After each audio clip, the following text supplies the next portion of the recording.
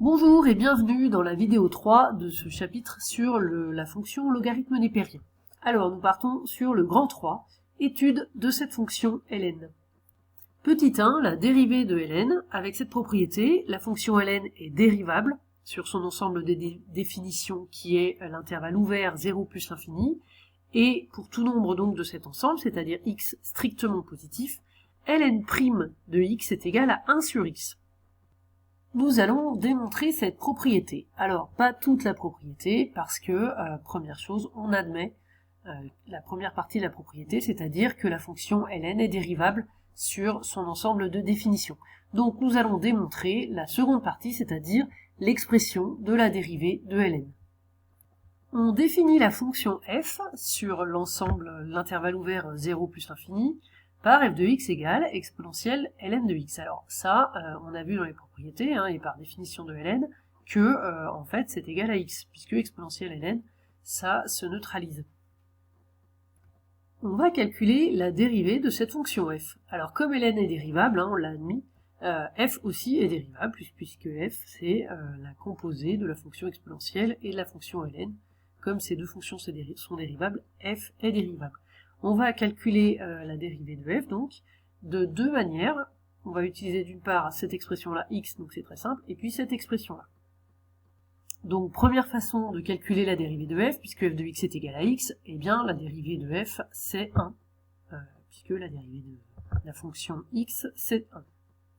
Et puis, on va calculer d'une autre façon la dérivée de f en utilisant cette expression. Alors là, un petit rappel, la dérivée de e puissance une autre fonction, u de x, c'est u' de x, e puissance u de x. C'est une formule qu'on a vue bien sûr au moment d'exponentielle.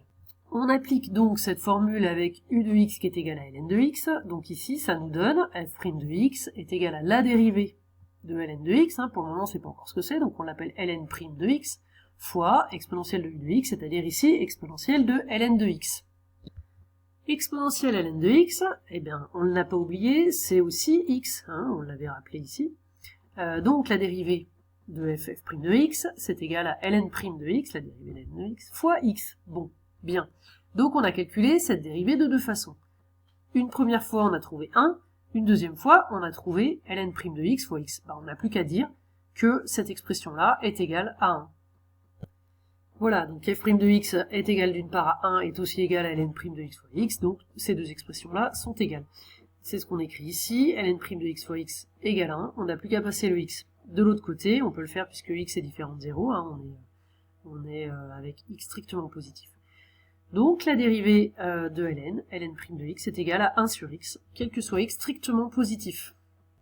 Voilà, on a donc démontré que la dérivée de ln de x c'est 1 sur x.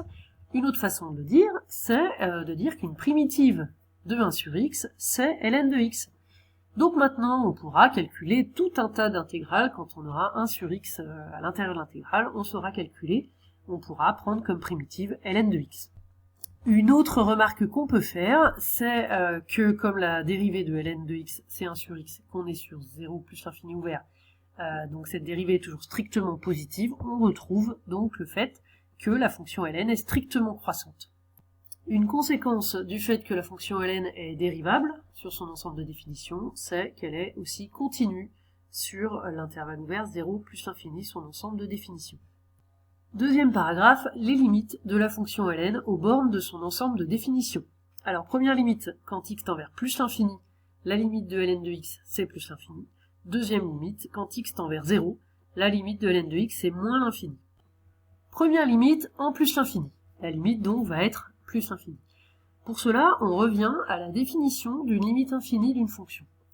La définition d'une limite infinie, c'est on prend un réel a quelconque et on démontre qu'il existe une valeur x0 à partir de laquelle les valeurs de la fonction sont toujours strictement plus grandes que a. Donc là, on cherche à partir de quelle valeur x0 est-ce qu'on aura la fonction, c'est-à-dire ln de x, toujours strictement plus grande que a. Alors on cherche, ln de x strictement plus grande que a, c'est équivalent à, puisque la fonction exponentielle est strictement croissante, on peut appliquer exponentielle de chaque côté, dans l'inégalité. Donc ici, ça nous donne exponentielle ln de x strictement plus grand qu'exponentielle de a, qui est équivalent à ce qu'on avait au départ. Exponentielle ln de x est égal à x. Donc, finalement, on arrive à x strictement plus grand qu'exponentielle a. C'est-à-dire, ln de x strictement plus grand que a, c'est équivalent à x strictement plus grand qu'exponentielle de a. Donc, on a trouvé le x0, à partir duquel on aura toujours ln de x strictement plus grand que a. Effectivement, si on prend x0 égale e puissance a, d'après ce qu'on a vu ici, pour tout réel a, si x est strictement plus grand que x0, hein, ce qu'on a là, et ben c'est équivalent à ln de x strictement plus grand que a. C'est-à-dire, pour x assez grand, ln de x est toujours dans l'intervalle ouvert a plus l'infini. C'est une autre façon de dire la même chose. Et ça, en fait, c'est la définition d'une limite qui vaut plus l'infini. Donc, on a démontré que la limite de ln de x quand x tend vers plus l'infini, c'est égal à plus l'infini, puisque ln de x est aussi grand qu'on veut. Démontrons maintenant la deuxième limite quand x tend vers 0. Donc forcément, hein, comme on est sur l'ensemble de définitions de ln de x, x est strictement positif, donc x tend vers 0, mais x est forcément plus grand, strictement plus grand que 0. On est sur une limite à droite, comme de toute façon il n'y a pas d'ambiguïté, puisque la fonction ln n'est définie que sur l'intervalle 0 plus infini ouvert. Bref, on peut écrire soit limite quand x tend vers 0, soit limite quand x tend vers 0 plus, soit limite quand x tend vers 0, x strictement plus grand que 0, c'est équivalent. Bien, donc cette limite, on va démontrer que c'est moins l'infini. Pour la démonstration, on va utiliser, en fait, on va se ramener à la limite qu'on vient juste de démontrer.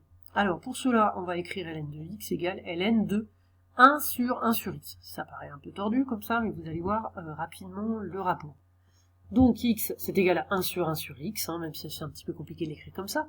Et pour ln, le ln d'un inverse, c'est égal à moins ln du nombre. Donc là, comme c'est l'inverse de 1 sur x, eh bien c'est égal à moins ln de 1 sur x. Alors, voyons ce que ça donne sur les limites. Eh bien, la limite de 1 sur x, quand x tend vers 0 et x est strictement positif, c'est plus l'infini. Donc ici, 1 sur x tend vers plus l'infini à l'intérieur de la parenthèse. ln de quelque chose qui tend vers plus l'infini, c'est la limite qu'on a vue juste avant. Donc on va pouvoir faire une limite composée. Hein. Donc ln de quelque chose qui tend vers plus l'infini, ça tend vers plus l'infini. Comme on aura le moins devant, eh bien ça tendra globalement vers moins l'infini. Voilà, donc la limite de 1 sur x, c'est plus l'infini, puisqu'on est avec x strictement positif. La limite de ln de x en plus l'infini, c'est plus l'infini. Donc par composition, la limite de ln de 1 sur x, quand x tend vers 0, c'est plus l'infini.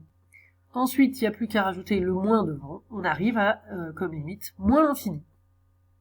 On obtient bien la limite qu'on voulait, limite de ln de x, puisque ln de x est égal à moins ln de 1 sur x, et qu'on vient de prouver que la limite de moins ln de 1 sur x est moins l'infini. Donc la limite de ln de x quand x tend vers 0, x strictement positif, c'est moins l'infini. Passons maintenant enfin au dernier paragraphe, petit 3, la courbe représentative de la fonction logarithme népérien. Alors, d'après l'étude que nous avons menée, voilà ce qu'on peut dire sur le tableau de variation de la fonction ln. Donc, on a une double barre, en 0 c'est une valeur interdite, c'est-à-dire que l'ensemble de définitions exclut 0. La dérivée de ln, c'est 1 sur x, c'est strictement positif. On a donc une fonction strictement croissante, et là, on a les deux limites, moins l'infini plus l'infini. En 0, puisqu'on a une limite qui vaut moins l'infini, eh bien, c'est un cas d'asymptote verticale. Donc la courbe aura, pour asymptote verticale, la droite d'équation x égale à 0, c'est-à-dire l'axe des ordonnées. Enfin, pour terminer, la voici, donc cette courbe de la fonction, la courbe représentative de la fonction ln, ici en vert, avec donc l'asymptote là, l'axe des ordonnées, et puis elle tend vers plus l'infini, mais pas très vite, on verra d'ailleurs après dans les croissances comparées. On peut juste remarquer qu'il y a deux points qui ont des tangentes particulières, les points A et B ici. Le point A, donc pour coordonnées 1, 0, sa tangente ici, elle a pour équation y égale x moins 1, hein, le coefficient directeur c'est 1, puisque la dérivée c'est 1 sur x, donc ça donne le coefficient directeur, le nombre dérivé c'est 1 sur 1, donc c'est 1. Voilà, et puis le point B qui a pour abscisse E, c'est-à-dire à peu près 2,7, et pour ordonnée 1, hein, puisque ln de E vaut 1, la tangente a pour particularité de passer par l'origine du repère. va pas le démontrer ici, c'est pas très compliqué à voir.